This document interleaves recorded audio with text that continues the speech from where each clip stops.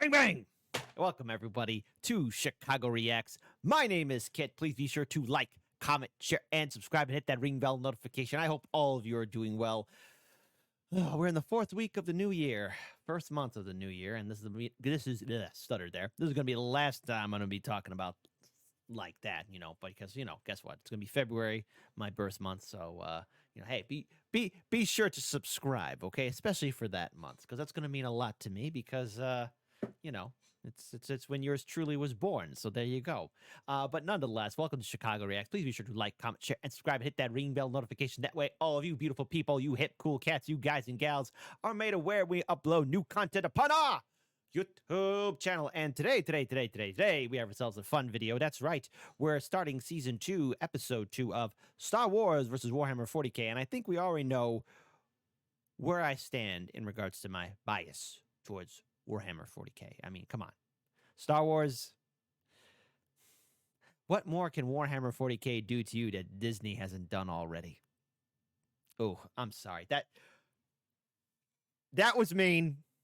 That was mean, but please be sure to subscribe. But hey, also, folks, support the original content creator. A fan was too much time? Listen, buddy, my friend, dude, here's where I have to say, I think I am unfamiliar with the rest of the series, so all of this is going to be brand new. I know I saw all first of Season 1 a long time ago when they first came out, but now Season 2, I'm flying blind. I'm looking forward to it, but you know what's going to make me happy, folks? If all of you also support A Fan With Too Much Time, please support the original content creator. We do this for all the videos here upon our YouTube channel. And you know what? Since it's 2024, it's the year of the dragon. Good luck. Come on, let's throw some good luck towards A Fan With Too Much Time, okay? Because it takes a lot of time, effort, and energy to make these videos. And it'd be the right thing for all you guys and gals, you hip cool cats, to do that. And also, we're our channel's growing. Dare I say it? Let's go for gold this year, all right? So there you go. Until then, since I'm in charge of the ones and twos, let's get ready to play this video. In a 3, a 2, a 1.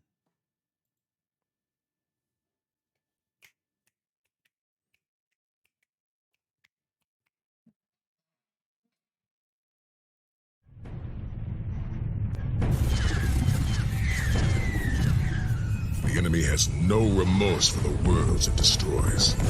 Nope. Everything we value will die unless we hold the line. This war isn't about politics or resources. We fight for survival, for freedom, for the Republic!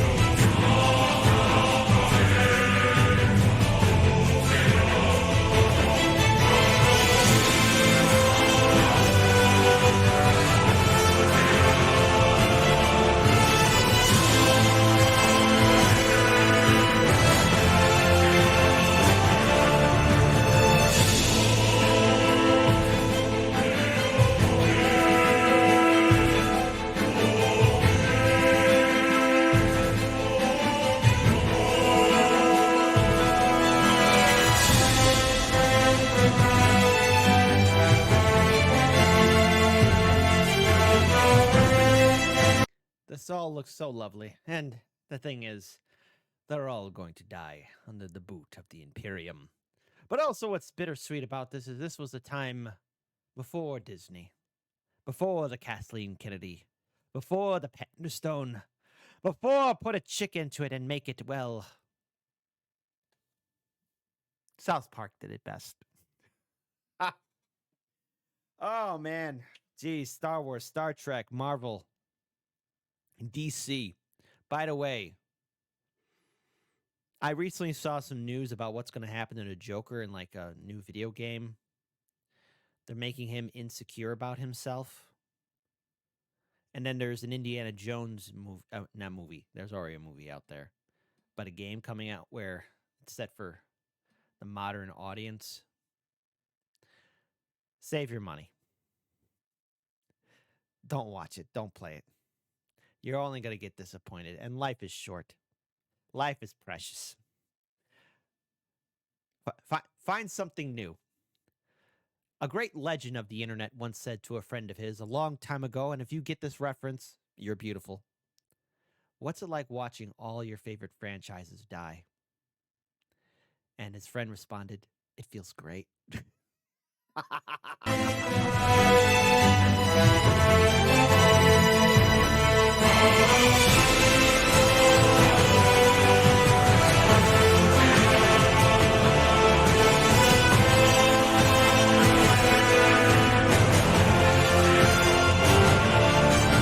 However, I don't wish this fate on Warhammer 40k. I know Warhammer 40k's got its problems, but I would be sad if anything were to happen to it.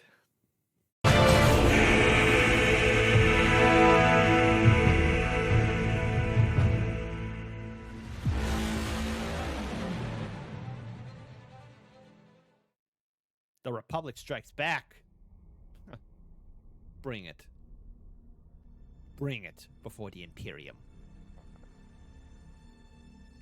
Captain Yoren had been trained and raised fighting one enemy, or at least one enemy above all others. Yes, he had dueled pirates within the ashen nebulas of the corpse worlds. Yes, he had rained fire down upon traitors in the pearlescent cities of St. William's Verge. Yes, he had even chased and failed to catch the mysterious shadow pirates of Corsican. But more than anything else, Captain Yoren had been sent to kill greenskins. Orcs. When he lay bleeding and maimed on the bridge of his first, now dead ship, it was in the eye of a greenskin that he left his father's heirloomed power saber. When he finally decided he would commission the tech priests to replace his worn vocal cords with something better, it was when he felt blood spatter his mouth as he screamed the command to fire into a greenskin pirate cruiser. When he, through the vocalizer in his throat, ordered his ship to aid in the first exterminatus of his career, it was a greenskin planet which he raised. Good. So, when he watched the ships of the alien republic exit the warp, or whatever it was they used in its place, hauling 2 enormous asteroids, he knew exactly what they intended.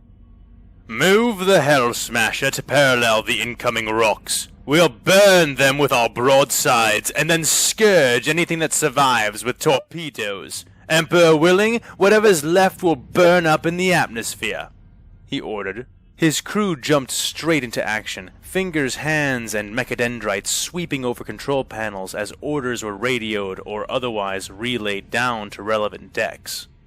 The smaller attack ships, Acclamator-class corvettes from what Captain Yoren had been told, were hauling each of the large space rocks with towing cables, 4 to each rock. No doubt they intended to use these asteroids as brutal dropships or as physical weapons to attempt to crush his cruiser or the smaller escorts he had with him. It was folly. He would never allow it. Cut us close. I want our lance cannons right in their faces. If they are anything like the orcs, they have armored those rocks internally to a ridiculous excess. Any weapons ports detected on them yet? No weapons ports. 2 sealed entrances detected on each. Our specs are returning power readings, but nothing that indicates charging weapons, answered one of his bridge crew. Captain, shields detected around each of the rocks, and the acclamators escorting them are breaking off. Breaking off? He asked. The tech adept nodded. They are detaching cables. They have flung the rock, sir. Current target is our cruiser and the planet behind us. Then it is as I suspected, the captain said, stroking his oiled beard as he watched the readings before him reinforce his experience. Come on, Captain. I better get an Imperial win. When it comes to Xenos, it pays to be daring. All ahead, fool, he called, confident in the simplicity of the enemy's response, confident that, of the Xenos he was facing, those of the Republic favored the tactics of the Orcs and not those of the Eldar. But if confidence could unmake folly, the throne would never have been sat.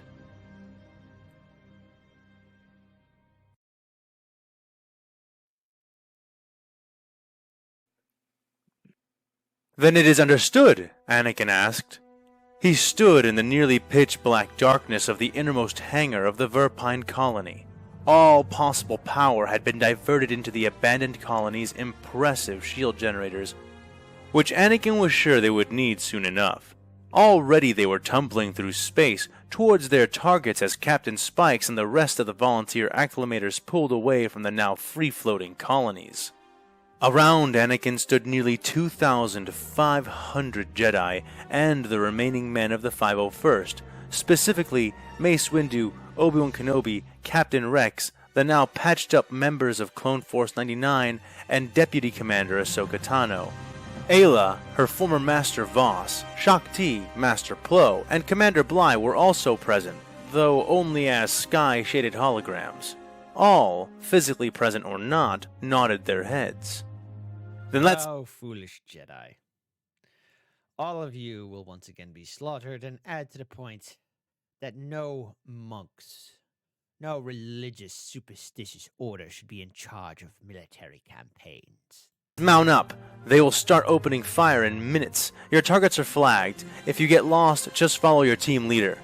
And with those words, the groups began to divide, walking to their respective teams and craft with grim determination and eager resolve unbefitting of Jedi, but entirely worthy of knights. However, as the teams began to move, Ahsoka suddenly found herself held up as a hand grasped her wrist. Looking back, she found her old master, Anakin himself, holding her wrist. He released and smiled sheepishly. It had been a few weeks since they had last been face to face and in one place. He was still hoping she would rejoin the Order soon. But Ahsoka herself felt no sign of that happening, potentially ever. Hey, thought we should talk a little before we go in. I missed you at the meeting. Something the matter? He asked. Ahsoka sighed softly but smiled a genuine, if tired, smile, and turned to fully face him. No, of course not, Master. It isn't you I've been avoiding, she said. Then who? He asked. Obi-Wan? She didn't answer right away, and Anakin's face fogged with a light. It's all Obi-Wan's fault. Everything. Curse you, Obi-Wan Kenobi. After all, we found out how lackluster he is when Darth Vader and Obi-Wan had their infamous rematch. Y'all saw that Obi-Wan TV show on Disney Plus? Don't worry, I had a friend show it to me. I didn't pay for Disney Plus. It's not good. Not good at all. Light scowl. What has he said to you? I hope he hasn't... No, she said, raising a hand to stall him. He hasn't said anything much, and that's the problem. Master Windu, Voss, and the others... I fear that they are losing themselves to this war, and especially to this new enemy. And while I do not think Obi-Wan is there yet, I don't see him resisting as he should. I mean, you saw the meeting, didn't you? Anakin rubbed his head. Well, sort of. I could see what Hondo was sending you, but not your responses. Ahsoka, what is this really about? Obviously you know we can't pull punches with these guys, Anakin said. I know that, Anakin, she snapped back. I'm the last one who wants to give ground to these fanatics, but that isn't what I'm talking about. At the meeting, Mace put hurting the Piasdia above saving the people of Axum. He made... You can't do anything to save the people of Axum. Can't do anything. may not see it that way, but that is exactly what he did. We are not supposed to be soldiers, Anakin.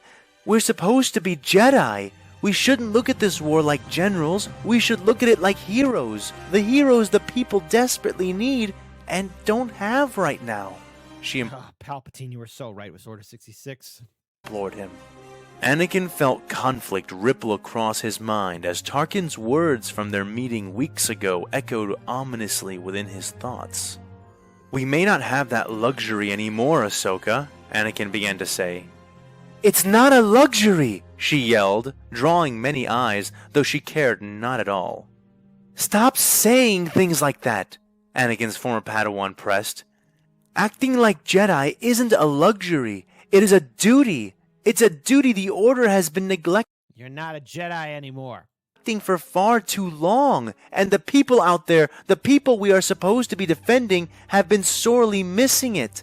This is the reason that I left the Order to begin with, because you taught me how a Jedi should act, and the members of the Council are not acting that way anymore. Anakin felt his head spin. On one hand, he agreed with her. Agreed so much his heart cried out to endorse her statement right away, and yet, could he do that without breaking with reality? Had not the Jedi been failing in the war against the Piastia? Was the answer not to become more extreme, at least as extreme as those they were trying to fend off? Ahsoka, I hear what you're saying, but our first duty is to defend the Republic. We need to keep the big picture in mind, he said. Ahsoka stepped away at that and shook her head. You need to wake up, Anakin. All the Order does. Our duty is not to the Republic. It is to the people of the Republic. If we continue down this path, we may win the war, but the Order will lose that which made us Jedi. And once we've lost that, there isn't a war we can fight that will give it back. Just like how in the Disney timeline, the Republic never was what it was, and the Jedi are just that. Irrelevant. And now, what? Rey Skywalker's Rey Palpatine? Sorry for that. Rey who? Is going to recreate the Jedi Order? It's over. It's always been over, Jedi filth. I understand your frustration. I really do. But how can we lead against this war if we do not act as generals? Yeah, precisely. Ahsoka did not answer right away, turning around towards her Drotch-class boarding ship, Rex and several others waiting for her beside it. I don't know. All I know is this. Our path is not supposed to be an easy one, but it is supposed to be the right one. You have been one of the most righteous and heroic Jedi I've ever known, and I've lived in the Order all my life. Just don't put him in the room with younglings. Might have to wave that lightsaber around and do something. I just don't want to see that change, she said, walking away towards her ship as she did. Ahsoka! Anakin called after her, but a hand on his shoulder held him back. He turned to see Obi-Wan Kenobi. It's almost time, Anakin. Let's give her some space, he said amicably. Anakin shrugged off his hand, but nodded, following after him for a time, both of their ships lingering in the same direction. She is just so stubborn, Anakin said. Obi-Wan smiled knowingly at that, but said nothing. I mean, I see her point, but doesn't she understand how many people have already died fighting these fanatics? And if we don't get Anaxis back, our entire reserve fleet will be nothing more than a pipe dream. Meanwhile, Tarkin is breathing down our necks, criticizing our tactics from the comfort of his hindsight. She's just such a... She's a good Jedi, and she follows her heart, Obi-Wan Kenobi said. Just as you trained her to. It may not seem like it right now, but it will be warriors like Ahsoka who save the galaxy every bit as much as warriors like you and me will. You did well when mentoring her, even if she did absorb some of your more antagonistic qualities. Anakin cracked a smile at that as they both stopped, finally at the divide. Well, I learned from the best, he said. Don't remind me. said Obi-Wan. So, this shows their friendship too, And I think this is like set. So if this is the original timeline, this was almost supposed to be when the Clone Wars should be wrapping up. So this definitely put a little wrench in old Palpy's plans. They laughed for a short time before clasping each other's forearms and squeezing. "Make it back," Anakin said. Obi-Wan nodded. "May the Force be with us all," he said.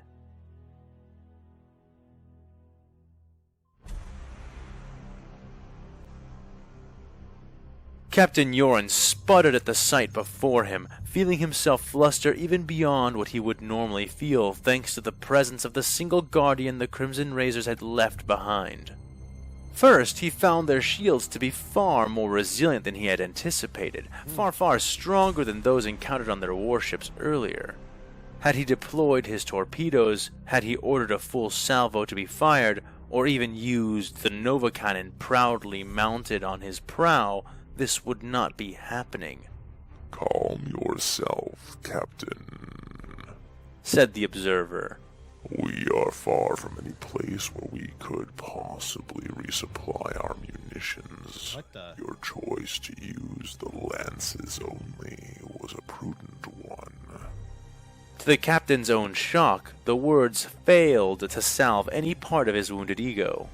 "Guess I'm just a proud man," he thought bitterly. He could do nothing now but watch helplessly as swarms of smaller craft poured out of the now open blast doors on both space rocks. Fully half of them seemed to descend towards the unshielded planet, while the other cloud divided further.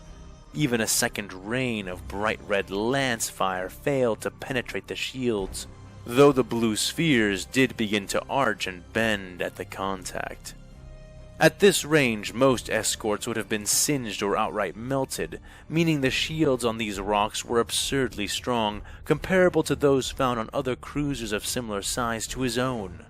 He watched in a rage as one cloud of craft adhered themselves directly onto his own beloved vessel, another cloud cutting its way towards the luminous rain, the escort which was currently docked with the Xenos escort, still being stripped clean of data and technology at the hands of Magos Zelv.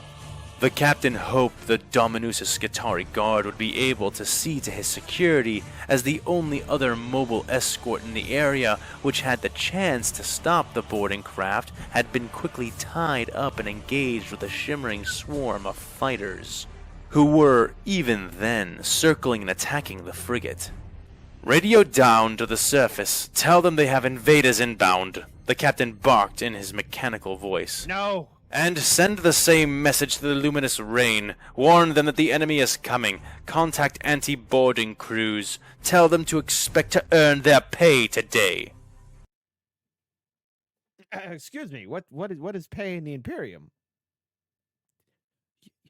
You don't tell the crew that they're going to earn their pay today. Because then people are going to wonder how much money. You don't say that to servants of the Imperium. He then stood bolt upright as he heard the heavy scraping which signaled the rising of the guardian Davik Thune had left for him. He turned to see the single Astartes. "Are you going as well? Shouldn't you stay here to guard the bridge?" he asked. The Space Marine turned around to face him, psychic power crackling around his face and head as he smiled a cruel smile. His armor was blue, unlike the majority of his chapter, and his helmet was an open metallic hood which linked into his skull via many cables. Librarian. The Astartes had no bolter, save the bolt pistol at his side. Instead, his right hand clutched a glowing staff which hurt to look at. "I suppose I should. Do you think your men can handle these intruders alone? They may need me," he said. The captain thought about it, but his pride had already chosen his answer for him. "My crew are fully capable. These softies and their toy soldiers won't be able to take 3 steps into my ship without returning to the void from whence they were spawned," he said. As if in punctuation of his point, The shields on the other two space rocks finally collapsed, Glorious. and the lances cut into them, obliterating the drifting hulks in seconds. The Space Marine seemed to sag slightly, though he kept his smile. If you say so. But do not mistake my nature, Captain. Though they may call me a librarian, you can depend on me to do more than read and advise for you. The enormous I look. You might listen. Probably a librarian would probably creep me out, but you know what? Wouldn't hurt to have him on my crew. So you know, in case the ship does get boarded, he will tell them to witness their doom. warrior said. The captain nodded stiffly. Of that, he had no doubt.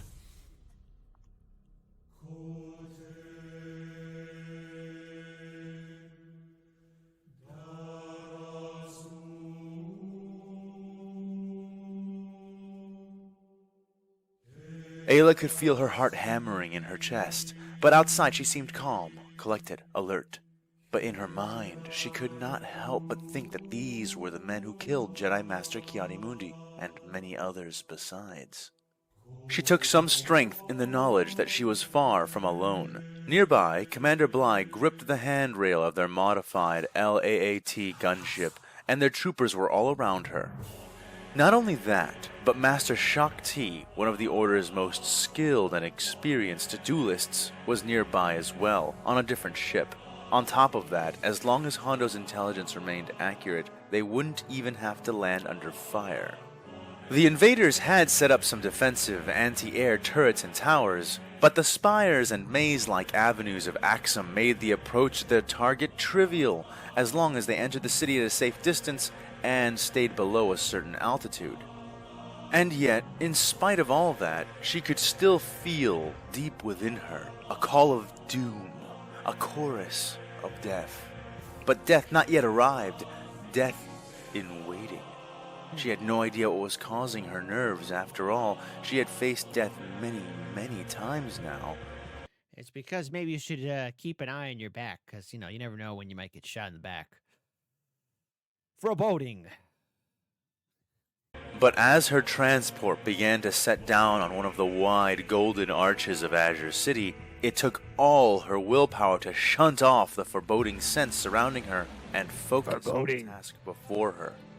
They disembarked, and her men began to form up as Shaak Ti approached. Ayla nodded towards her before tossing down a holodisc. That pirate is annoyingly useful, Shaak Ti said with a sigh. Ayla nodded. I suppose that's why Ahsoka still works with him after he nearly sold her to the black market, she said. Shaak Ti nodded, but then started. Wait, he what? Afternoon, ladies, said a voice. Both Jedi turned to fully face the hologram of Quinlan Voss, who seemed to be crouching and looking over a ledge. We will be in position in less than 10. How about you two? He asked. I am about to begin the assault. I'll get their attention and then lead the first combat groups up through the main arches directly toward the temple gates as a diversion. Commander Bly will lead the second force on an assault of their field generator facilities nearby. Knocking out the power ought to soften up the gate defenses enough for me and the first group to punch through, at which point we will secure the gate and rendezvous with the second group before pushing forward into the temple proper, said Master Ayla. Shaak Ti stepped forward then to speak. Meanwhile, I will locate their local commander and bring down their command net. Moving alone, I will be able to traverse the defenses easily. The Force shall guide me. Once I have finished, I will regroup with Master Ayla and aid her in her forward push. Isn't it so nice to think that they can gain some ground against the Imperium? Wait till you see our las guns from the Imperial Guard. Wait till you see the nightmarish sounds of the Skitarii. Wait till you hear the heavy bolters from the Space Marines. Wait till you hear the Sisters of Battle charge gloriously into the fray. Wait until you hear the sound of 11 barrels of FU and the heroic battle cries of our knights and titans. Oh, you Jedi filth, you have no idea who you face, said Master Shaak Ti. Voss nodded. Stellar! We can bet that they will call for help, and that help will come from the nearest bunker, our bunker. These guys don't pull punches, so they'll probably bring in the big guns. Big guns mean broad avenues. Broad avenues mean ready-made ambush points, which me and the 2,000 some sabers I have with me will be taking full advantage of. They know we are coming, at least by now, so we should get moving quickly, Ayla said. Voss nodded again. Come on, Imperium. You're right, as usual. Start your attack, Ayla. Me and mine will be in place when the moment comes. Count on it. His image vanished, and the three got on their way. Bly and his men in the 2nd Clone Force, all 100,000 of them, were equipped with jetpacks, bark speeders, and city-modified ISP speeders. Light and fast, they would hit the enemy before they even understood what was happening, and Bly himself had become an old pro at this form of lightning strike raiding, with only the 501st rivaling the 322nd when it came to these kinds of high-stakes operations. That left Ayla with 235,500 troops of various kinds, and all the heavy armor. It had taken them almost 2 hours to actually reach the system, and in all that time, Ayla had been preparing herself and strategizing. At the beginning of the war, she would have made her armored charge nothing more than that, a full frontal charge, but now she knew much better. She watched on as more of the LA. Yes, how could we ever forget in Attack of the Clones, the 2nd movie that came out, from the prequel trilogy, when the clones arrived, the Jedi decided to charge into the battle against shooting robots. Even as a wee kid, I'm like, well, wait a minute, hold on, you guys are just charging with your lightsabers, with your troopers behind you, like, what? I'm pretty sure all the clone troopers think this was not in the simulation. Why do something foolish? Why? Well, at least the Jedi are somewhat learning, but I think we all know how I feel about the Jedi. Palpatine did nothing wrong. AAT gunships of various configurations continue to fly in, dropping off their payloads of troopers, 3-legged sniper tanks, and 6-legged ATTE walkers. Soon, her army, her clones, had assembled themselves into large, square formations, 40 men deep and 40 men wide. CC-6221, nicknamed 65, came to stand beside her, serving as her lieutenant while Bly was gone. "General," he said with a salute. She looked up at him briefly before returning her gaze to where it had been, now studying a holographic map of the city. She could charge straight down the widest avenues, using her armored columns to beat a path forward while supplying infantry to clear problem holdouts and to keep the feet of the walkers clear of any opportunistic saboteurs. I swear, that sounds like something from Naruto. The music. But she had a different plan in mind. "Lieutenant, I want you to pass these orders down. Have the sniper tanks take up their positions on the southern park square here at Turak National Park," she said, indicating towards a diamond of elevated, artificially maintained forest. It was connected to the city around it by vast thoroughfares, 3 in particular. Its skyline was kept relatively clean, ostensibly to allow sunlight to fall onto the trees naturally throughout the day. According to the maps of the city, that should provide us with several clear firing arcs between the buildings which we can use to soften up the Dia defenses. Have the ATTEs take up their hidden pincer positions along these 3 main roads, and have the sappers heavily mine these 2, the Jedi Master said. "Yes, sir," acknowledged 65. "Oh, and Lieutenant, deploy 36 of our 146 battle groups to cover the tanks while they begin their artillery strikes. Hold the rest in reserve outside of the park area, just in case they manage to box it in," she added. "Who do you want in command of the park group, and who will be in command of the reserve?" he asked. "I will hold the reserve. Once we have softened them up enough and drawn them out, I will order the advance under the cover of the artillery. If the force is with us, it will keep their heads down until we are knocking on their gates. You will be commanding the artillery group. At my signal, I want you to order the ATTEs forward to support our advance. Can you do that, 65? The clone snapped another hard salute. "I was bred to do this, General. You can rely on me." Until we get the order 66. 65 taking order 66. That'll be awkward.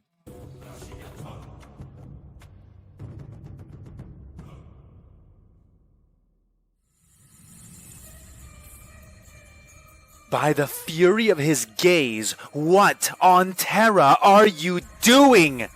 Sister Rajulia yelled.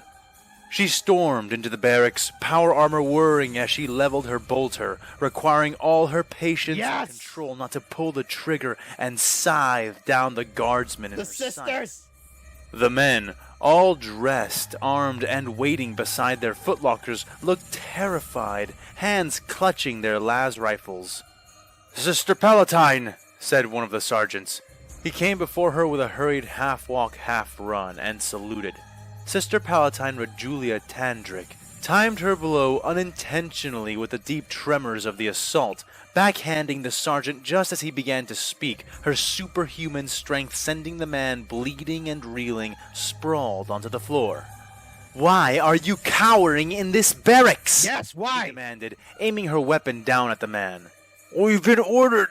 "We've been under attack for nearly 8 minutes, and I struggle within myself to understand whether it is even possible for you to describe to me any situation in which I do not kill you for the dereliction of your duty." To the man's credit, he recovered quickly, not rising, but instead prostrating himself before the Sister of Battle. She made ready to kick him, to crush his organs beneath the ceramite boot of her powered sabaton. "Sister, we were awaiting deployment orders," he said. She still kicked him, though not even half as hard as she had planned to. "And you think that excuses your inaction? Go get your orders, soldier!" she scolded.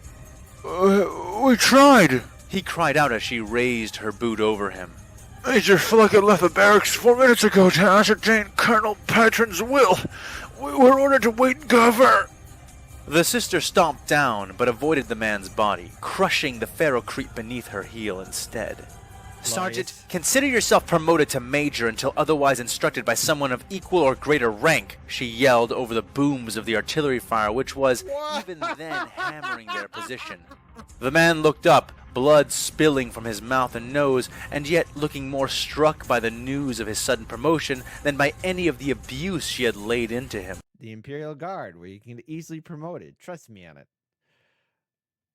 You can get promoted fast in the Imperial Guard.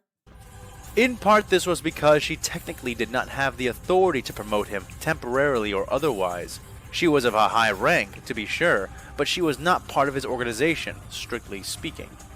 Rajulia did not care in the slightest, and as she cast her glare about the room, she had a strong suspicion that no one would question her orders, not here. She redirected her baleful stare back at the newly promoted, if utterly unofficial, major, and continued dispensing her will. "Order the basilisk turrets to start returning fire. I do not care if their firing arcs are impeded by the buildings. Flatten them, clear the skyline if you have to, and get these men up and marching. I want that artillery column flattened before another 10 minutes rolls around. I don't care what you need to get it done. Just get it done." She Without can't do another that. word, she spun around and exited the barracks, her face a mask of near berserk rage. 2 of her seraphim were waiting outside for her, each one ready for battle, their flight packs sparking and sputtering flames, ready to send them skyward at a second's notice. They turned their helmed faces to regard her. "What is their excuse?" asked one. "What are our orders?" asked the other. Both sounded eager, even as Sister Rajulia shoved past. "Get your squads ready to repel the invaders at the gates. Pull the reserves we have guarding the generators and requisition points. Call back all patrols, and one of you make sure that Sanctus Commands knows that we are under attack," she ordered, still moving. As you order, sister," they both said in unison, though only one left. "What are you waiting for?" Sister Rajulia asked. "Well, I was going to ask you 2 things before rallying the gate's defenses," she said. "Then ask and be done with it," Rajulia scolded. The Seraphim warrior nodded and proceeded. "Should we contact the Tempestus Scions? They have a field base only a few clicks away." The sister... Nothing more glorious in conquering than relying on the Tempestus Scions.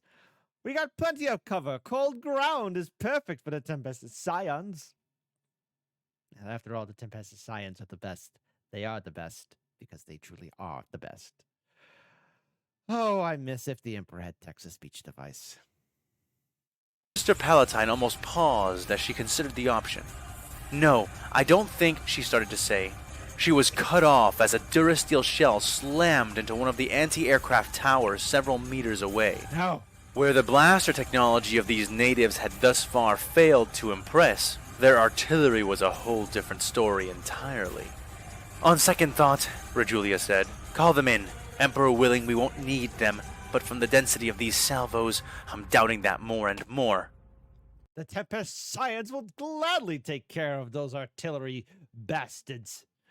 We'll gladly take them out. Tempest Scions for the win. By the way, for my viewing audience, have you ever painted your kill team? Do you have like a Tempest Scions? Do you have them as your kill team? Do you have an army of Tempest Scions? Do you have them? And where are you yourself going, Sister Palatine? The gate is not in that direction, said the remaining Seraphim. Where else? The commanding sister barked. I'm going to the command post to force these idiots to take some kind of action. Now go! You have orders to relay! The Seraphim nodded and kicked off of the ground, arching into the air on wings of fire as she sped to do her duty.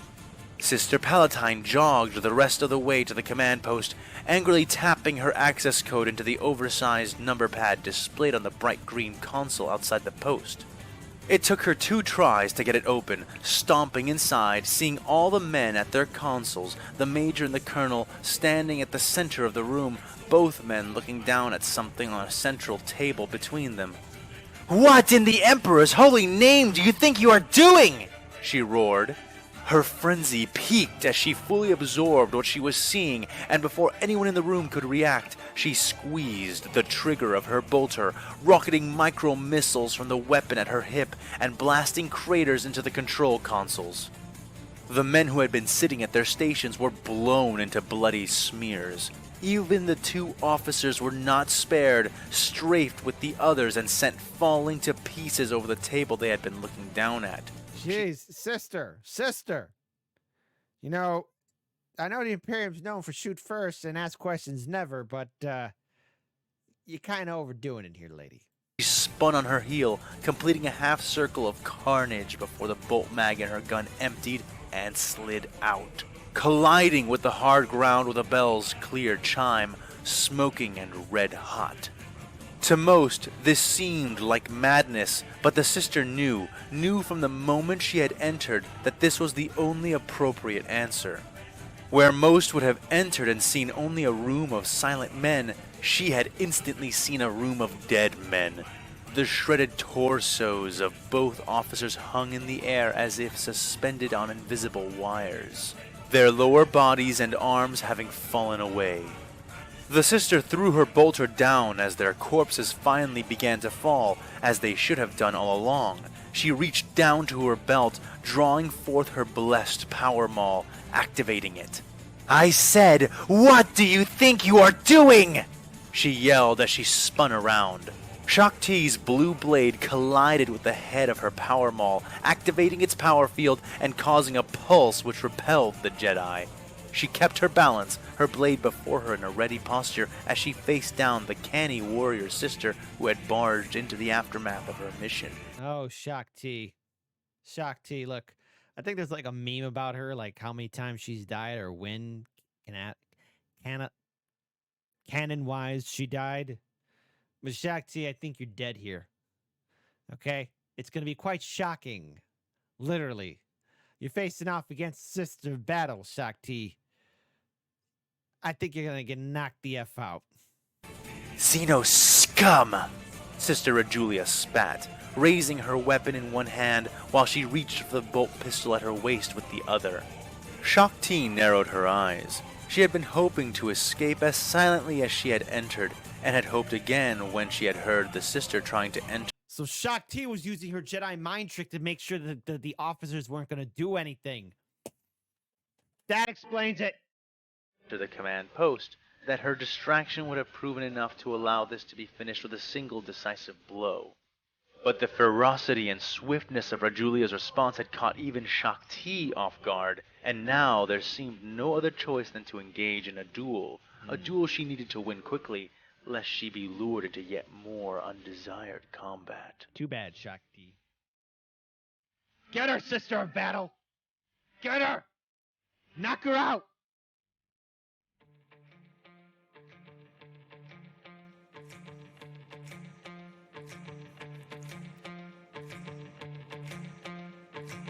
Sergeant Kalak Norn never relaxed.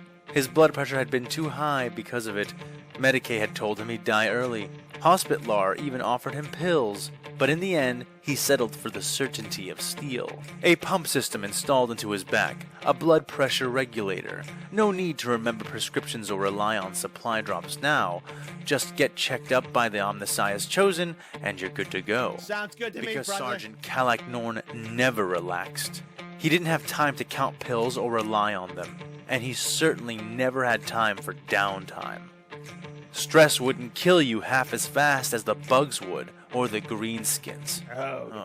The greenskins. Out of the two, he actually found the latter to be more terrifying. The Tyranids were just animals. Hungry, ravenous animals. But the orcs... Orcs. No, never relax. That's what he was thinking. Man, that's gotta be so frightening, facing off against the orcs. And yes, I know I played Dawn of War, Dark Crusade, and I love playing as the Imperial Guard. There was just something more, I don't know, action. Yeah, I guess more tense about it because you're playing as normal humans facing off against these horrific alien and barbaric horrors, cosmic horrors from the Warhammer 40k universe. There's just regular humans and the Imperial Guard facing off against them. That's why I always root for the Imperial Guard. And yes, folks, since we don't recognize Dawn of War 3, the Imperial Guard won Soulstorm, okay? I don't want to hear that stuff. And look, if you're an orc fan, right? If you're a fan of the orcs, please explain this to me. All right, if the orcs won Soulstorm, why did Gorguts go in Dawn of War 3 to work for another boss? Don't give me that, he was trying to be sneaky and cunning. No. Because in one of the endings for Soulstorm, Gorguts creates a huge wall there, right? That Dawn of War 3 is stupid. The Imperial Guard won. The Imperial Guard won there, I said it. Fight me in the chat. That was what he was reminding himself of when he noticed it. The sound. He was behind the fortifications, which were mostly composed of thick, flash-cast ferrocrete walls which insulated the area.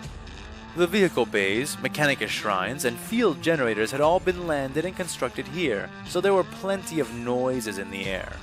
But this noise was not the warbling buzz of the power generators, nor was it the binaural drone of the priests communicating their sermons to the machines. It wasn't even the repeated, shuddering booms and blasts of the enemy artillery, which had been pounding away at the walls and taller fortifications for several minutes now. It sounded almost like jets, or rather, jump packs. At the realization of this, Kalak, who had been sitting on a crate listening to his squad babble on about inconsequential things while they relaxed, threw himself back, scattering his rations from his lap and hands as he snapped out his lasgun. Holding the rifle up, starting to sight it even before his back thudded against the hard floor beneath him. "Raid! Aerial raid!" Kalak bellowed, opening fire even as the first syllable left his mouth. Good. His squad did as he did, throwing themselves onto their backs or knees as they aimed up, firing before they even knew what they were firing at, not questioning the well-honed instinct of their sergeant. Right. But he knew. Looking up, his vision was filled with three things. The bright blue sky which framed everything, the gray and silver shapes of the spires around them, stretching as if to hold that vast tapestry up above them, and the white and yellow armor of thousands of descending clones. They had scaled the surrounding spires, using them as cover to get far above them before descending in a surprise raid. While some squads near them took his hint and did as his men did, not nearly enough aped his reaction to make a large difference. Commander Bly and his jet troopers opened fire using their DC-15A blaster rifles, each set to maximum charge. The rifles were rarely used by jet troopers or even most clone troopers due to their weight, but after having been briefed on the last encounters with Imperial forces, the clones had chosen to favor firepower over convenience, and it served them well now. The sergeant rolled and scrambled after having unloaded a hefty spray of his last fire into the sky, narrowly avoiding the returning fire sent at him. Looking around, he spotted a parked set of vehicles less than 12 meters away, a Taurox and a Chimera. Taurox is our friend.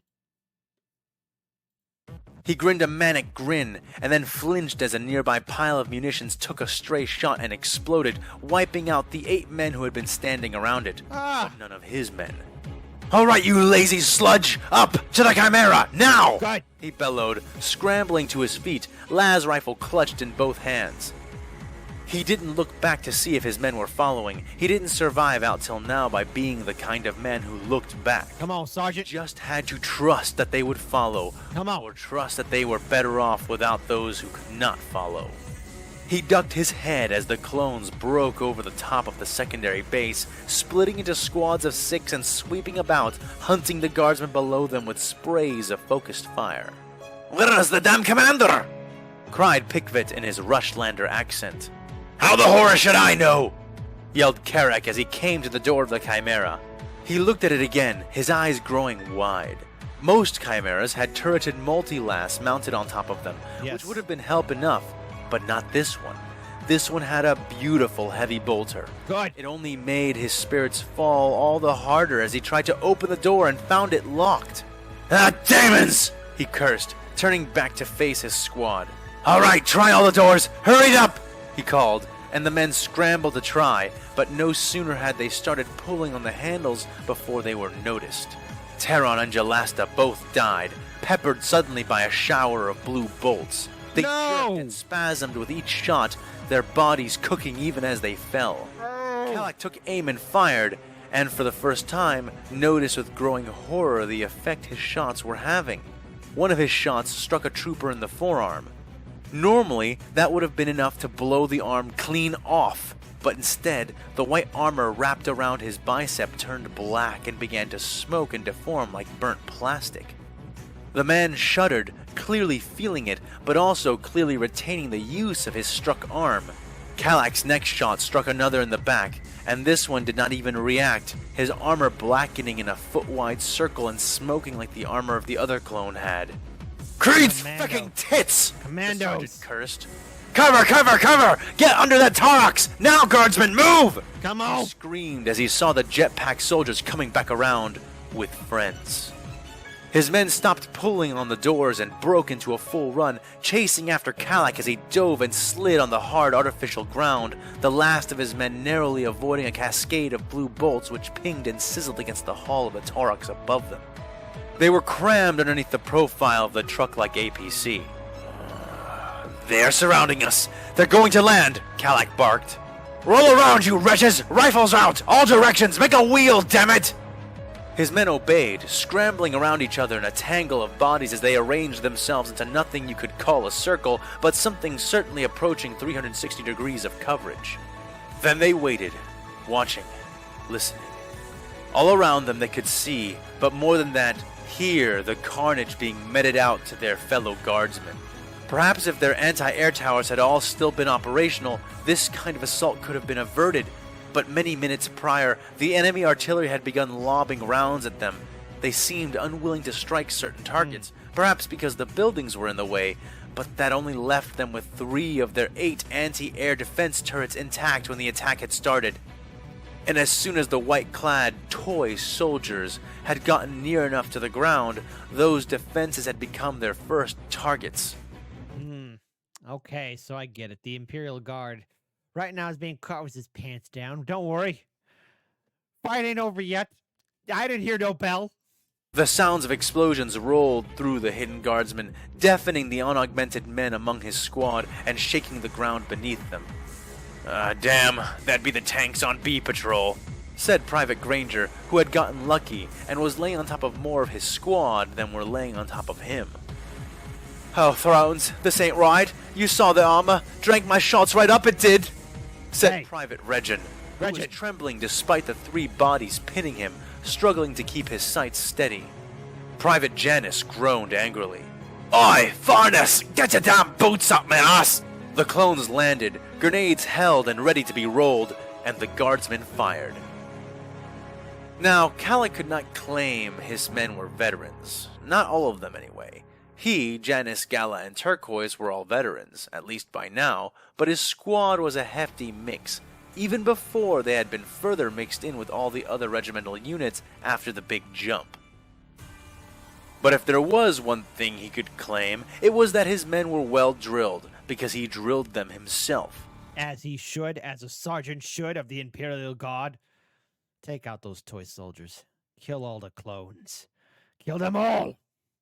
No shots flew wide, and those that missed their mark were quickly compensated for, the las guns flashing like tactical strobes, pegging the clones surrounding them many times in mere milliseconds. More importantly, Kalik and the more experienced members of his squad had aimed for the grenades. So here's the thing about the Imperial Guard, something that we all know. The Imperial Guard prides itself on being the hammer of the Emperor, its fist of the Emperor, of the Imperium. And the thing is, let's face it, being a veteran in the Imperial Guard is a difficult task to do, knowing the cosmic horrors that they must face off against Tyranids, Necrons, Tau, Eldar, Dark Eldar, Chaos, Demons, Orcs, you name it. To survive a conflict with any or all, and to be a veteran means that you are a seasoned fighter slaying the foes of the Emperor. And it is your job to make sure that your squad or platoon or company are fully armed and ready and drilled. A good Imperial Guardsman, no matter their rank, will always be ready to take on the knowledge necessary to slay the enemies of the Emperor. And, you know, huge shout out to this sergeant who even took on a mixed crew. You know, he had some people who were veterans, but hey, he had to drill them. Drill them all because they were his responsibility, as a sergeant should. Star Wars, you're not ready for this fight. You might have got a few haymakers in, but don't worry. We're going to give you the killing blow.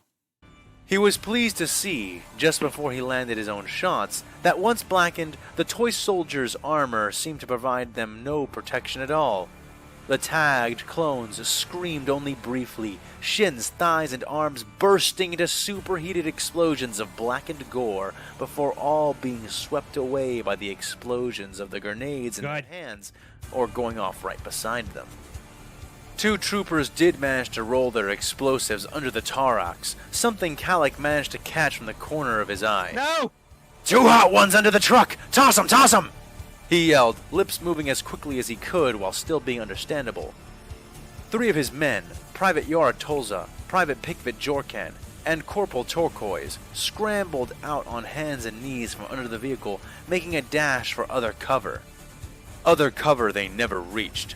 Yara was a dolt. She had chosen to try to run for the overhang at the walls, which would have barely provided her any real cover at all. What's more, she had to cross several meters of open terrain, and doing so was an invitation to get shot, an invitation many of the toy soldiers took, peppering her with their blue bolts. Cool. At least her death seemed quick, unlike Private Pikvit, who ran for the vehicle bays.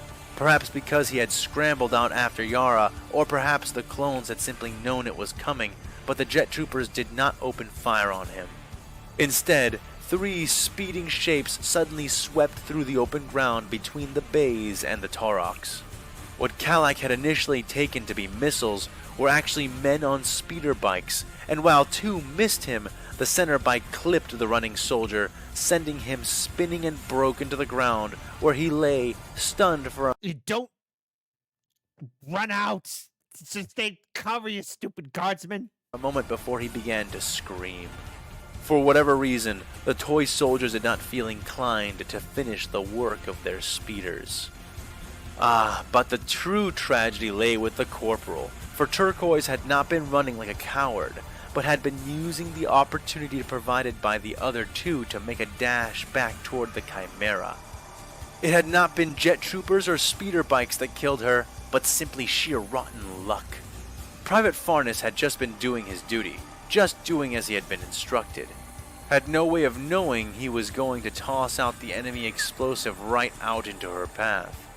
The explosion went off, and Turquoise was sent flying, colliding with a thud and a crunch into the side of the Chimera, falling to the ground and remaining there, completely still.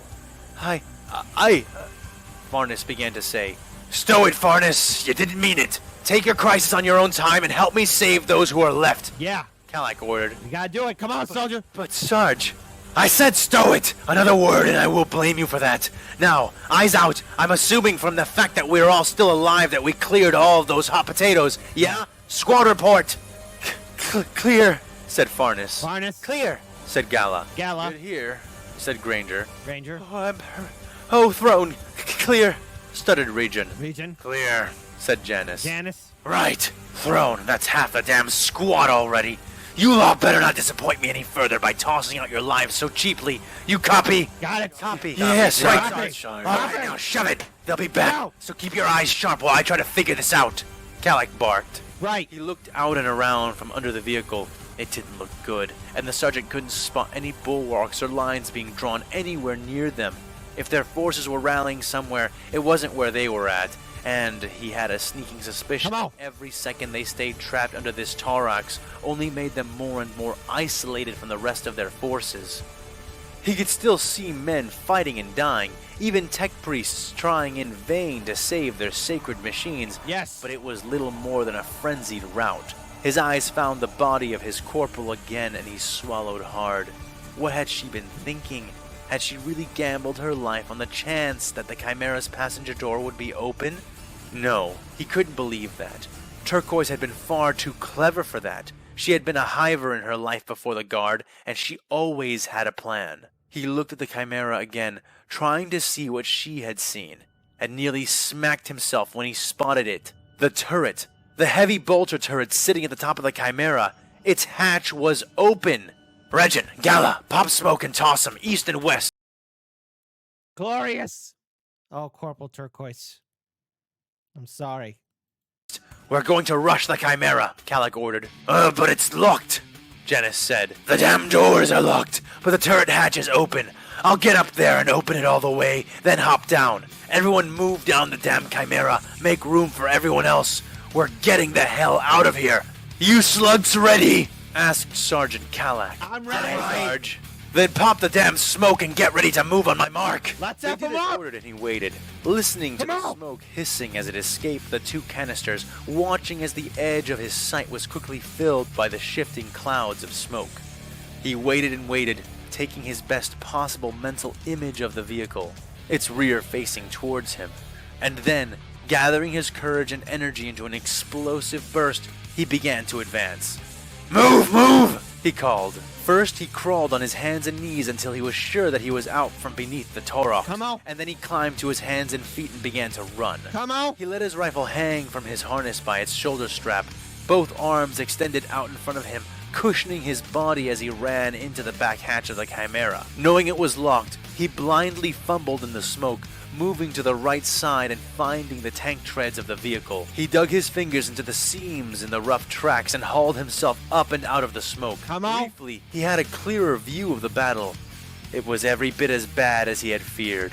The fact that he and his squad had been attacked when they were cycled out to eat and rest told him that it was likely the whole camp had been hit by the attack, and these toy soldiers knew how to identify and prioritize targets. He didn't waste too much time ogling their sweeping jetpack strikes and lightning-fast bike raids, instead climbing over. All right. I'm pumped. Come on. Lay down some heavy bolter fire on those damn cloners. Over to the hatch that led into the Chimera and prying it all the way open. Come on. He climbed inside the tight confines of the APC, getting down into the wider main body of the vehicle and getting on one of the last guns mounted onto the sides. The sergeant peered through one of the thin slits in the armor, which provided him with just enough sight of the outside as he swiveled the weapon in its mount and began to fire. His crew began to drop in one by one, and while Janice took a shot in the left shoulder and dropped into the APC, cursing and spitting, he was alive, and that would have to do. Region, take a look at Janice, and be quick. I need you both on these las guns. He spat. Gala, get up in that bolter turret and start laying down some real fire. See if you can clear us a way out. She nodded and climbed up into the turret controls without another word. Farnes, get in that driver's seat and wake this thing's machine spirit. We needed to get us out of here before we are overrun. Mighty Omnissiah, get it going. Scrambled into the driver's seat, humming something to himself as he began to put his training to work. Granger, get your hands on that last gun opposite me. You, me, and Gala are gonna buy Farnus enough time to get us out of here. Calax said as he turned away from them, looking back through the slit in the armor and taking aim. He began to fire, and soon Granger and Gala joined him, though it was the latter that made the biggest difference by far. As Gala loaded the belt of heavy bolter rounds into her turret gun and sealed the doors above her securely, the turret suddenly transformed into a blistering storm of thundering death. Yes! The iconic barking of bolter shells filled the air in a near hum of continuous output, Gala smiling to herself and then screaming triumphantly as she began to strafe the line of bolts across the hovering and flying clones nearby. Watching as flying clones in both pristine white armor and blackened smoking armor became nothing more but sprays of limbs and organs as she dragged the snaking trail of her weapon across every cluster of clones she could spot. Meanwhile, Calac and Granger, as well as Regin and Janice soon after, speared clones out of the sky with focused volleys of lasfire, shooting men off of their speeders and sending the bikes flaming and careening into the nearby terrain. For revenge! Their counterattack was going well, but they had no hope of actually driving off the whole assault with just one chimera. Farnus! Movement now! Calac roared from his position on the last gun. I can't! It won't move! The guardsman called back, panic riddling his voice. Why the hell not? Don't tell me this thing doesn't have the fuel for it! Calac said, looking down at one of the bulbous fuel tanks which partially protruded from the floor near his feet. He kicked it, and the sound it made didn't sound empty. No, Sarge, it isn't that at all! Ah, the tech priests!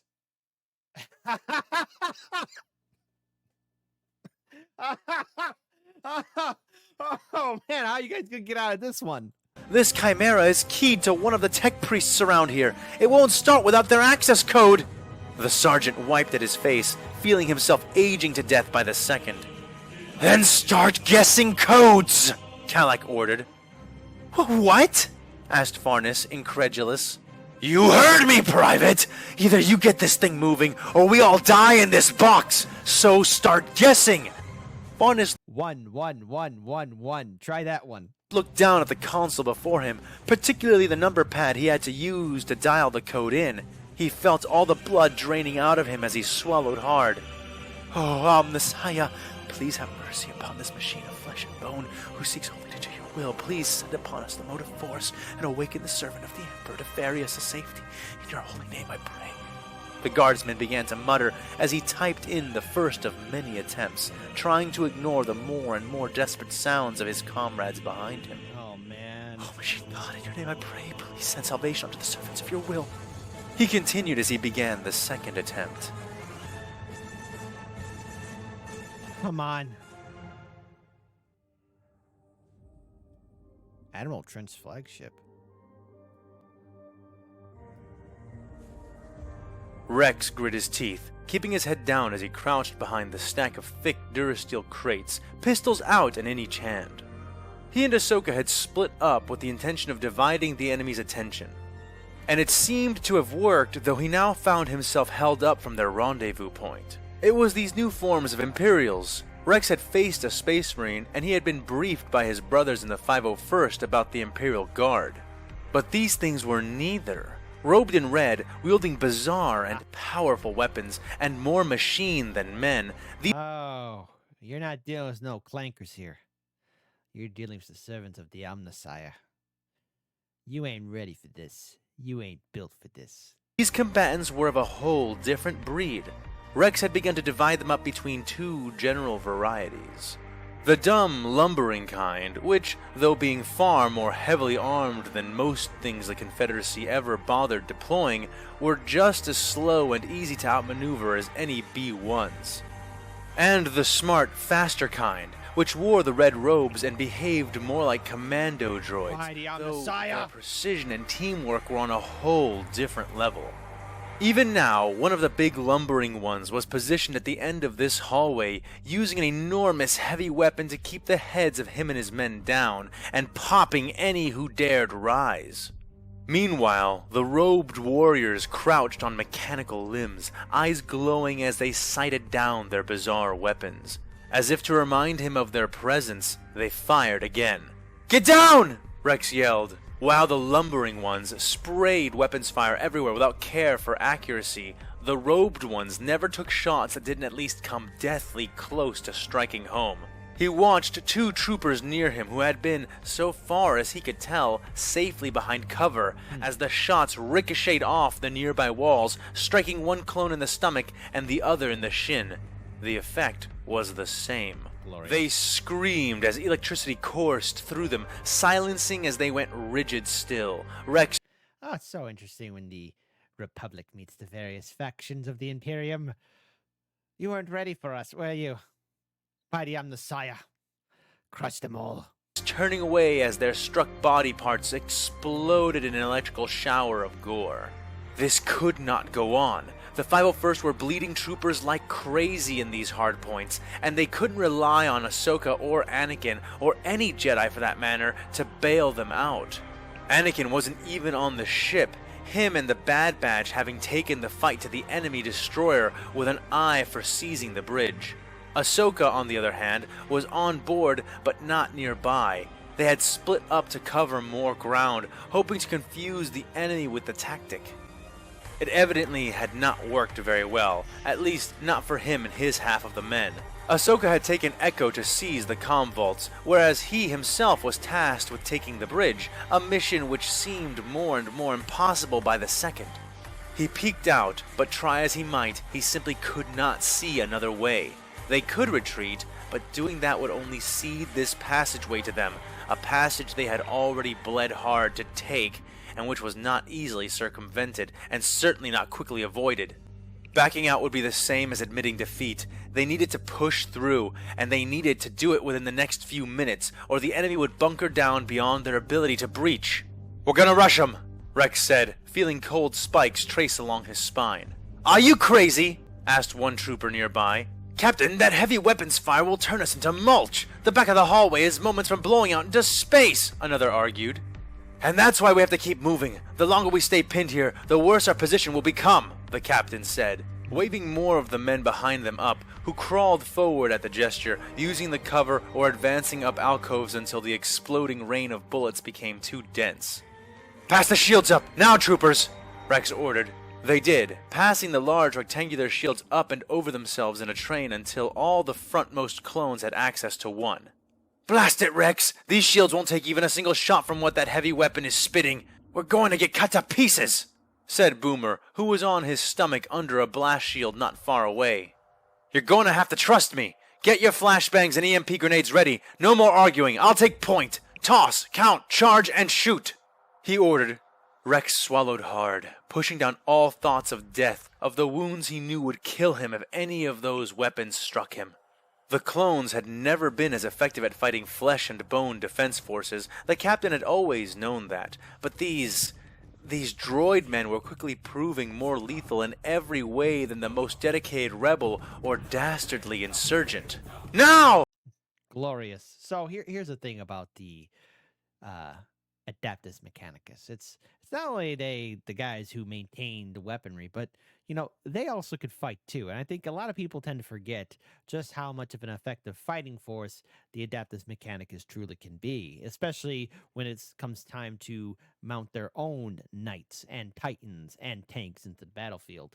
It's just not only just servitors, but there's Skitarii, there are so many other groups within the Adeptus Mechanicus that will put up a fight.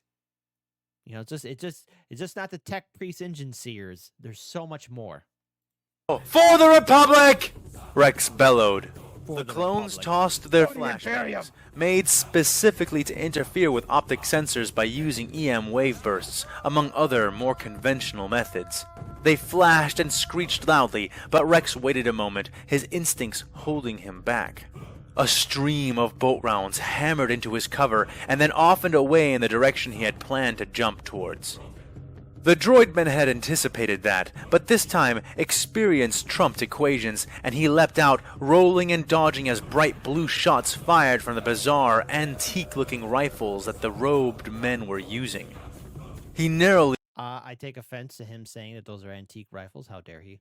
Okay, these are priceless Mechanicus heirlooms that are designed to kill those who challenge the Omnissiah. These are weapons designed to bring those who interrupt and disrupt the machine spirit and the prayers to the Omnissiah to justice. How dare Captain Rex call them antique? They are glorious heirlooms, like an heirloom tomato.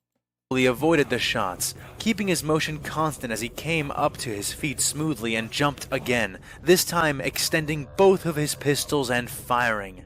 His first shot hit dead center, blowing away the face of the lumbering cyborg. No! It continued emptying its heavy weapon, even as it staggered, headless, before falling over, blowing itself to pieces as it fell forward onto its own barrel. The robed man, who was Rex's second target, ducked the shot, firing his own weapon but shooting wide, evidently still blinded, at least to a degree. The droid men opened fire, and Rex rolled as he hit the ground again, this time unable to preserve his momentum and falling heavily. He braced for the shot he knew was coming, but was shielded at the last second by Jesse, who blocked the shot with his blast shield. The bullet tinked loudly against the insulated metal, but otherwise seemed entirely negated. Jesse extended a hand, which Rex took, wasting no time in getting back up. The 501st advanced up the hallway, blast shields forming a triple-layered wall, one trooper holding up the shield while two others took shots from around it. The three robed droid men began to retreat, moving swiftly on double-jointed bionic legs, but taking fire as they did. Rex smiled, more than a little happy to see that, as effective as their weapons were against him and his men, the Republic was still not entirely without kick.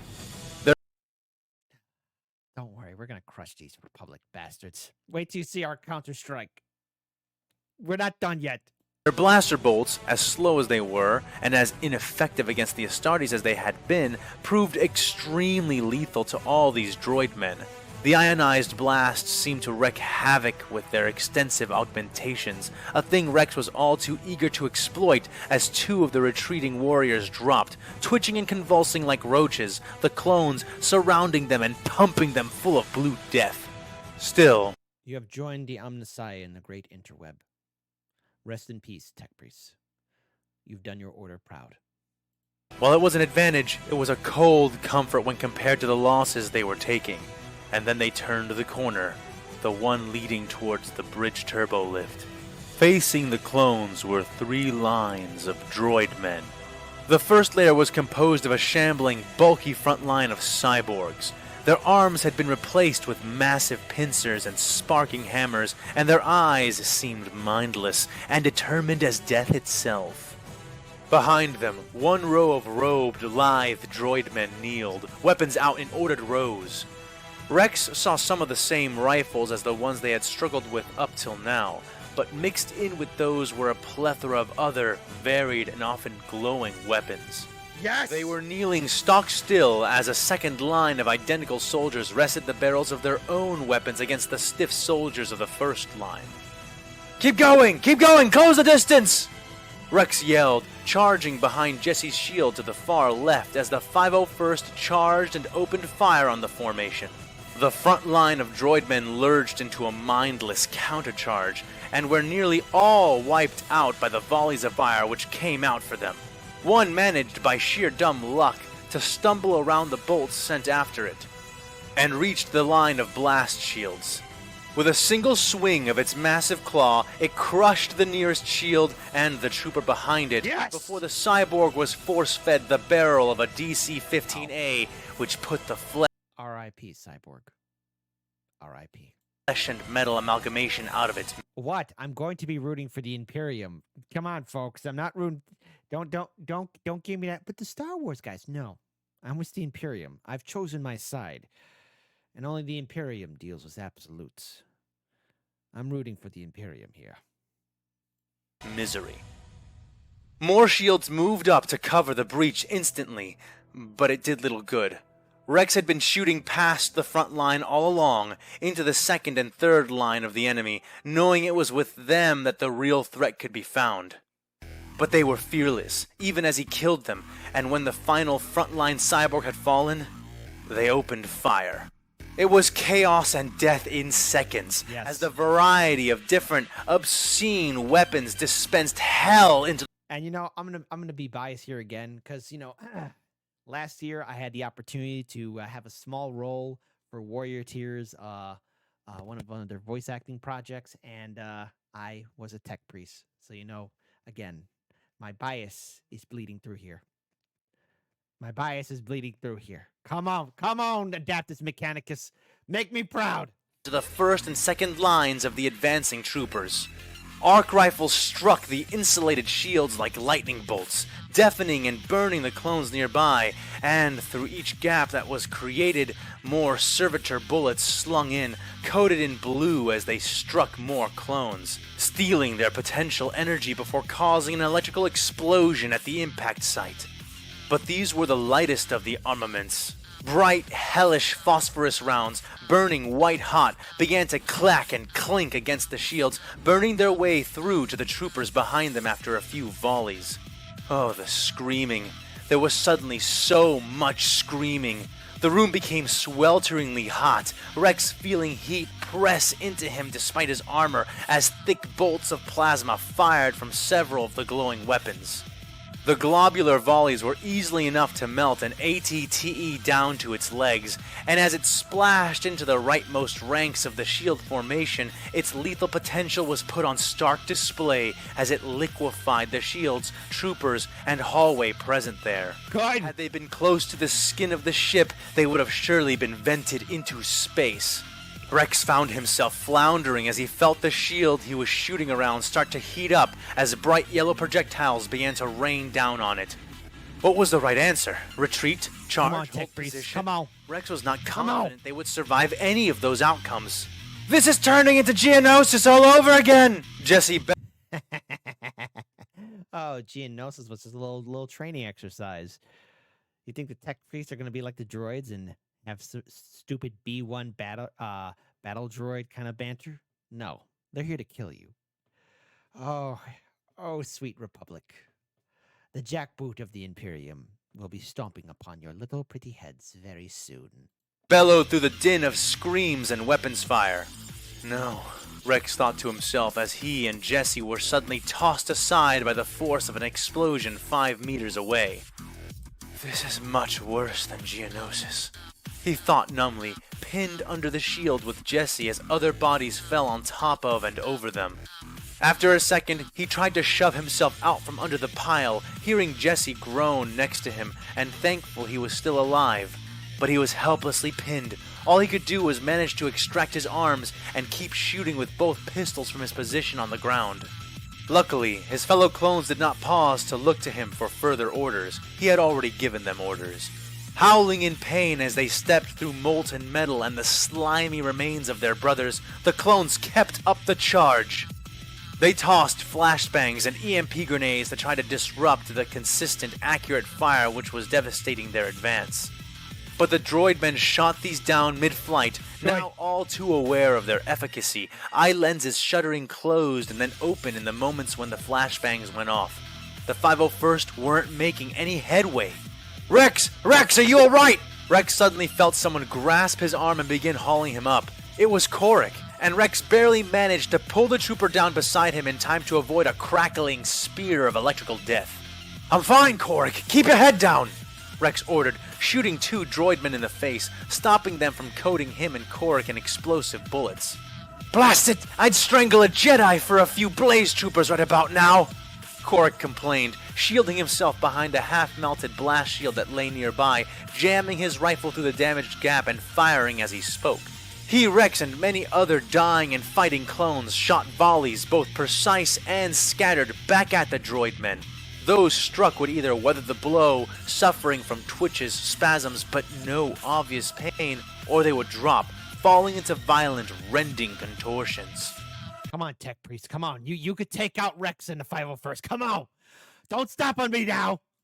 After falling, they would be replaced, those in the second row kneeling to take the positions of the first, while a third row of obscured forces stepped in from behind to replace those of the second row. This was a meat grinder for both sides, given how effective their weapons were on the strange biology of the droid men, but it was far, far worse for the 501st.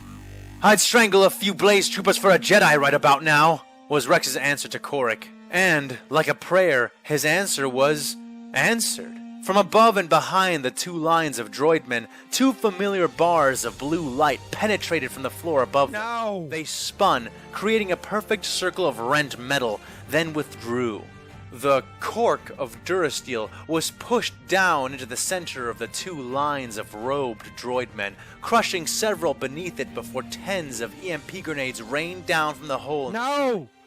The droidmen reacted with little confusion and near instantaneous motion, starting to retreat, but they were still not quick enough, their forward lines screeching out in mechanical pain as they were enveloped in the expanding... Some brave members of the Adeptus Mechanicus have died. And all what they were doing was doing their job. All because Ahsoka wanted to get involved. Globes of electromagnetic waves. Most of them had been proofed against conventional EMP and similar radiation, but the exotic technologies of the clones handedly overcame these standard defenses. The clones gave a cheer and charged, and this time when Kolick went to help Rex up, he let him. Rex took a moment to make sure a medic got to the still unconscious Jesse before checking himself for wounds and joining the rush of the counter-assault. Ahsoka dropped from the ceiling as soon as the grenades had detonated, scything her way into the retreating droidmen with both sabers. Her half of the 501st began to rappel and drop down from the hole after her, opening fire all the while. With cries of, "For the Commander!" and "For the Republic!" the 501st managed to push the enemy forces all the way back to the turbo lift that led up to the final approach into the bridge. The lift had been shut down, but they had Echo working on it and expected to have it back online in minutes. Rex sighed and leaned against the wall, taking off his helmet and wiping at the heavy sweat which coated his brow. The ship air was now cool against his scalp, whereas before it had been like an oven. He sighed, taking his rest while he had the chance. "Well, you don't seem too broken up about the stall." Rex opened his eyes and saw Ahsoka approaching, a cautious smile lighting her face. He smiled back, not denying it. "Truth be told, Commander, I think we need the rest. I have never been part of a boarding action as frantic as this. I keep thinking we should have come more prepared, but prepared with what? I couldn't very well let the men bring PLXs into a boarding action, right?" Ahsoka crossed her arms and nodded. "I know what you mean. I've had to use every trick in my book to get us out this far, and we are still losing more men than is acceptable. They fight almost like droids." How dare you? They're not abominable intelligence. They are the Adeptus Mechanicus, lady. But competently," he finished for her, and she nodded Far again. more competently. "How were the comm vaults? Were you and Echo able to patch into the ship from there?" he asked. She shook her head. "The comm vaults are completely stripped clean. Most of the physical machinery is gone, and what's left has been wiped and nearly completely disconnected from the ship. They didn't even bother to defend them, at least not any more fiercely than any other part of the ship. It looks like you ended up getting the worst of it in that regard," the former Padawan said, rubbing her arm and looking away, ashamed to have left her friend in such a desperate situation. Rex laughed, causing Ahsoka to look up.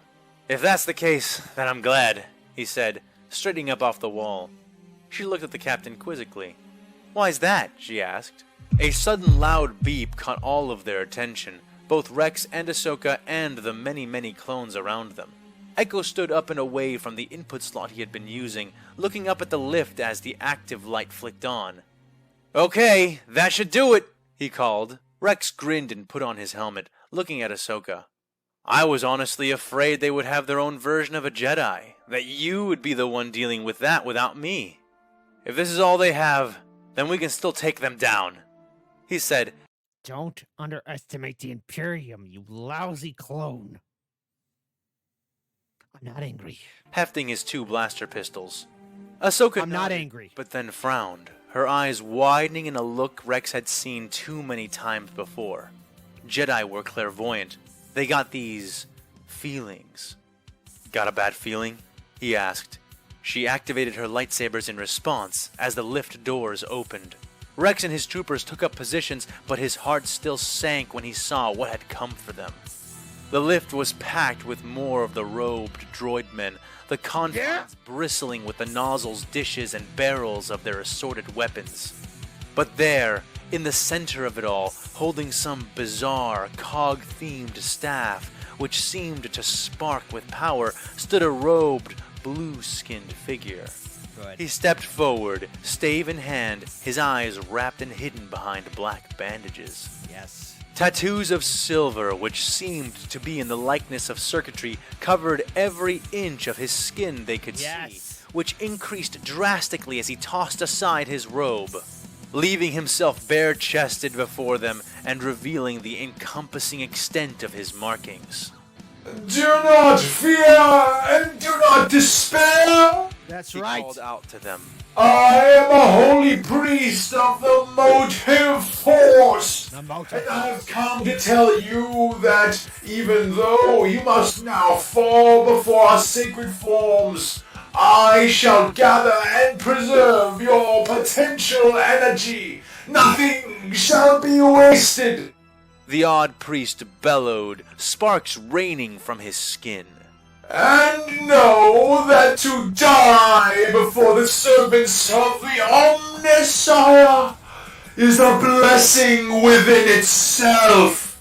And with that, the man smacked his staff against the floor, and all the lights within the corridor died in an instant. And as the lights died, the screaming began again. Yes. Yes. Glorious. All right, beautiful people. The Republic might have struck back, but here's the thing that we learned. Remember, okay? This year we saw a great interview as Cat Williams come out, spilling the tea and speaking the truth. The Republic ain't ready for this fight. You see, the thing is, the Republic, all what they want to do is try and think that they could regain some ground, but they don't have what it takes. They're all fakers. And anytime they might try in with one hit or a two hit, guess what? The Imperium brushes it off. It's just not the Guard or the Marines you got to worry about. It's the Sisters of Battle. It's the Mechanicus. It's the Navy. It's everybody in the Imperium. And you're not ready. But how many times must I repeat myself? Star Wars. You might hit the gym, but Warhammer 40K is built to survive. The whole world is its gym. Every day it survives. Warhammer 40K, the Imperial Guard, the Imperium of mankind, everything within the Imperium is ready for this fight. And it's about time, because now we're seeing the Adeptus Mechanicus. And you know what? Since I myself played as an Adeptus Mechanicus, I'm rooting for my oil robe boys, the machine cogs, the ones who are in charge of making sure that every single machine works perfectly and purrs beautifully. That's right, all you hip, cool cats. The Republic might strike back, but the Imperium's going to give them the firm backhand, as it should. So, folks, as always, outstanding video. I'm really engaged in this. I'm really wondering what comes next, because I said this before. I did check out a long time ago when they first came out, the first season of, Star Wars versus Warhammer 40K.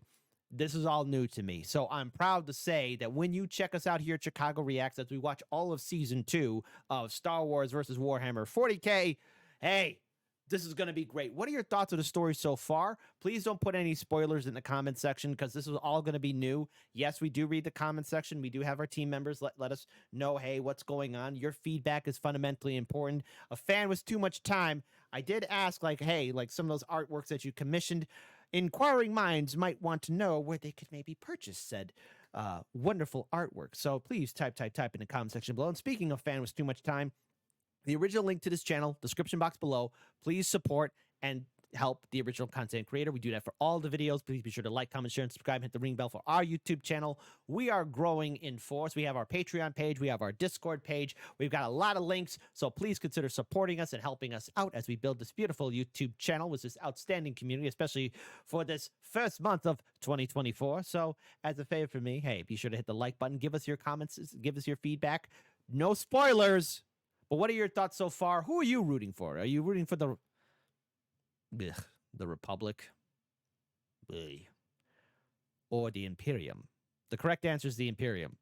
Until then, drink water, be safe, keep your heads in a swivel, and take good care of yourselves and each other. I am up out of here, and I'll see you next time on Chicago Reacts for an Imperial victory, as it should be.